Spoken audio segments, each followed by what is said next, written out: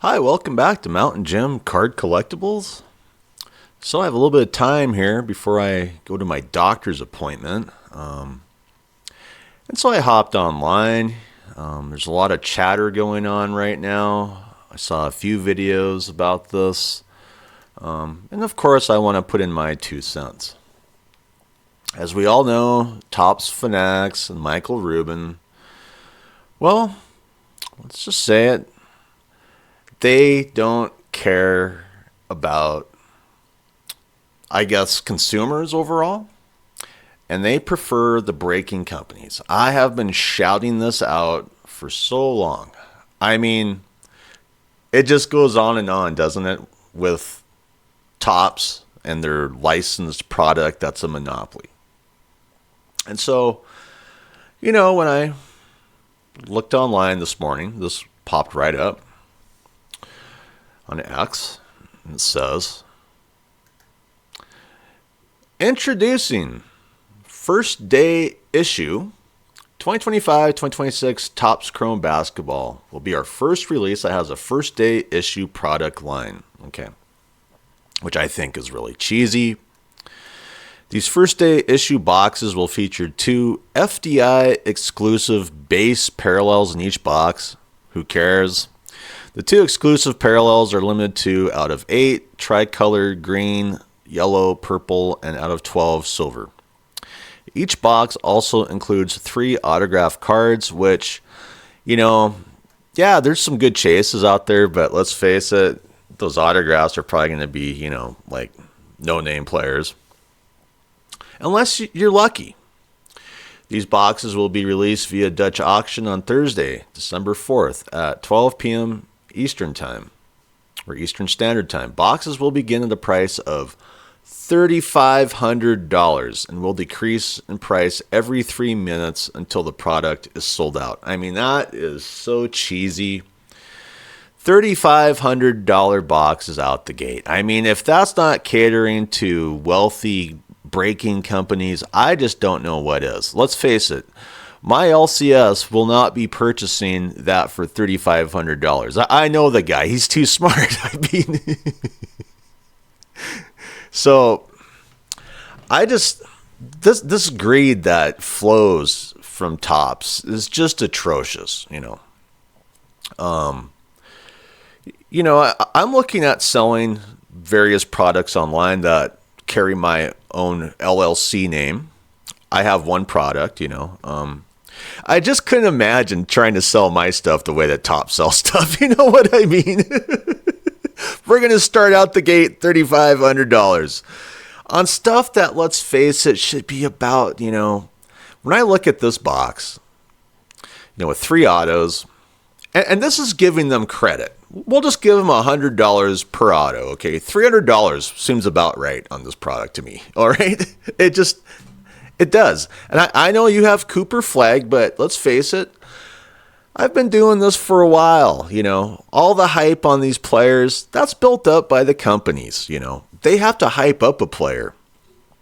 Is Cooper Flag going to be the man of the hour 2 or 3 years from now? I don't know. But one thing I like about Cooper Flag, if you're a collector, is for one reason, he's not injured.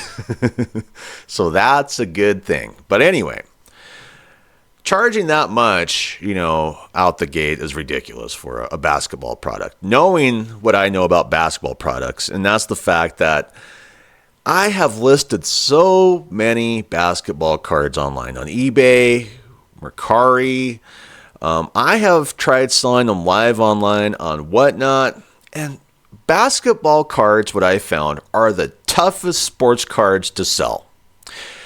For one reason, the fan base is very, very, very fickle. They love them one day, they hate them the next day. I just don't even know what to say about that. I have some of the biggest names from the 80s, 90s I've been trying to sell. No one's really interested. A lot of these current guys, I have LeBron James rookie cards, I mean, people don't even care about those, I have Michael Jordan cards, and I think that the Michael Jordan card market is getting oversaturated, so people aren't jumping into those like they used to. I'm just putting it out there. Why are they putting such a big price on one of the least sought after products out there. It's cardboard, all right? You know what I mean? It's cardboard. And you get all of those rotten base common cards, that I've talked about numerous times, which I've said they should just be paper. If you're going to throw base stuff, just give us paper and chrome. Lower the cost. But anyway, let's get into some of the comments, It's not pretty in the comments. FDI, financially devastating item. Yes, that's ridiculous, I mean, it's so unfair what this corporation is doing. I mean, what this reminds me of is like, I don't know if you remember a few years ago, the power companies in Texas were like charging people $200,000-$300,000 bills. Yeah, I mean, that's the same thing here. I mean, this is like price gouging on steroids times 1,000. Too cheap. Should have been at least this. $6,000 in one catalog. That's right. Yeah. I mean, why stop at $3,500? Huh? Why not put at $35,000? I mean, for such a ridiculous product. And let's face it, they're putting a price tag on this like they're selling Michael Jordan rookies out the gate or something here. Cooper Flag is not Michael Jordan. $29 per card, assuming $3,500 and 120 cards per box. Greedy and disgusting. I mean, yes. And there really is no good comments in this at all. And it just goes on and on, just to let you know. Y'all take Panini's licenses away, which is business, fine. But then you copy their case hits and other exclusive product drops. LMAO. Come on. Yeah. And that's just it. It feels like they just looked at the Panini business model, which was really greedy, and people turned away from Panini because of it. And they went, we're jumping in. You know what I mean? It's like, does Topps ever get a clue? Do they ever catch a clue? You know what I mean? I just don't think they ever do. Oh, good. A Dutch auction for the rich dudes. I see nothing has changed. Sorry, kids. Only score for you. And not the good score. What's good score? Good score is like 90s score, The score brand from Panini is absolutely garbage trash. You know what I mean? They have ruined that name. When Pinnacle had score, I really liked the product. Score has had good owners. They've had awesome cards, but now they've turned into, that statement right there. But I still do sell a lot of score cards, but not recent Panini stuff. I'm talking stuff, 80s, 90s, whatever, That's the score that people like. Chrome this year is very expensive. It's not really collectible for the average person. And I have been saying this over and over again. It's the business model. The business model is a trickle-down business model. It goes from the corporation to the breakers, and from the breakers, it just trickles down to other, specialized people, whatever, and then you might get your hands on something that's really not valued much. You know who's salivating breakers? Yes. It's almost like, Michael Rubin went and talked to all the breaking companies, and they said, we don't want to deal with the consumer, so raise the price, so we can have, all of the attention on us. All eyes on us. That's about it. Boy, I miss the days when you could buy a box. Exquisite $500. Yeah. Everyone is asking themselves, what is Topps Fanatics trying to do here? We've all been collectors. We've never really seen prices like this from Topps for the most part. Yeah, they have had a lot of expensive items, but I mean, these are Panini prices. And they're going to get the same love that Panini has gotten. Panini lost their license, and most people really didn't care. It's just like, yep, time to move on. We're moving on with our lives, But Topps isn't giving us anything different. I want this Topps first off the line cash grab to fail so hard, but it won't. And it effing sucks. And it won't fail because of the breaking companies. And, this direct-to-consumer marketing, I think a lot of people thought that it would work out better than it has because, people always would point the fingers. Those distributors, they're the reason why our prices are so high. Well, Even when you take out the distributors now, it's like Topps Fanatics has decided to take place of the distributor, and now they're the greedy distributor on top of the direct-to-market, consumer model. It's such a joke. Not surprised Topps will do what Topps does, pricing out their mass customer base in favor for breakers, ripping shippers and the rich. No common collector will drop this much money, even if it goes lower on this type of products. What are we doing here, Topps? And it's not just common collectors, I guarantee my LCS is not diving into this product. I can guarantee it. He's too smart, he's been doing it for too long. He knows basketball cards too well, he markets basketball cards the same way I market them online, It's a very, very thin slice of pie at my LCS, It's very slim. Everything else is like big, thick cuts, whether it's football, baseball, TCG, I mean, if you look at all that, he has the least amount of basketball product for a reason. And the reason why is, like he said, he's had to eat it because people don't want it. And I think it really depends on, your LCS and where you live at. I live here in Montana, and, growing up, I grew up around a lot of basketball fans, but overall, in this country, there's more football fans than basketball. This is such a money grab, it's hilarious. Please consider actual collectors one of these days. You're pricing out most from being able to rip wax, or just rebrand to being breakers first and only. Yeah. Yep. We know it. Everybody knows it. Topps Fanatics has turned this hobby into a joke, unfortunately.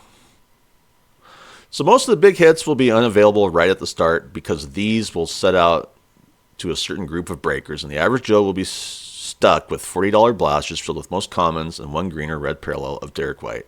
F y'all, yes. And to me, that one should be up on the Goodyear blimp, for the whole world to see. Dedicated to Michael Rubin. MFC Pokemon TCG doing great and try to be as greedy as possible. Yeah, and the thing about, Pokemon is the corporation is typically not greedy out the gates like Topps. I mean, I look at Topps, I just think they're desperate, I think they're desperate to be something they're not. They're desperate, to make, their profits. But I just feel like they're really using shady ways to make their profits. And to me, it comes down to simple economics. I know a lot of people go, well, they're all selling. That's great. But the fact is look at who they're selling to. Breakers for the most part. And a bunch of other bots, TCG has torpedoed the sports card market beginning in 93, 94 with Magic. And there's so many sports card collectors who want to deny it. I have been that guy for years. I have denied. TCG is nothing more than a flavor of the week. And then it becomes, TCG is the flavor of the month, And then it becomes TCG is the flavor of the year. And then it rolls into TCG has become the flavor of the decade. And then you begin to go, okay, Pokemon started in 99, Yu-Gi-Oh, about 2001, 2002, I have my Yu-Gi-Oh boxes from, 2002, which are worth, a lot of money. TCG is not going away. And sports cards, to me, are kind of flushing themselves down the toilet, strangely enough, by not being fair to consumers, you can tease a dog, with a bone. You can just, the dog jumps up, you keep, pulling up the bone. The dog never gets the bone. Isn't that the way you kind of feel with this current market? You know what I mean? It's a joke with Topps. And the sooner that they lose their licensing and it goes to some other company who's willing to work with consumers, I believe that would be better for, all the collectors and the leagues as well. How about go F yourself and your prices? Yeah.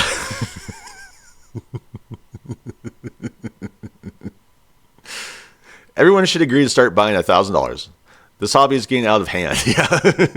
I mean, you're going to have to start selling your cars. You're going to start selling your house. If you have a house, you're going to have to start selling everything. You have to have 2 or 3 full-time jobs. Why? I just want to collect sports cards.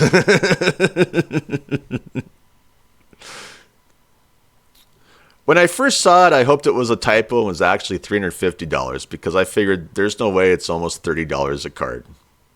And that's just it, $30 for commons. What a joke. I'd imagine when all is said and done, there won't be much more than 10 cards if worth approaching $30, making it, in fact, a $350 box. Stop the insanity.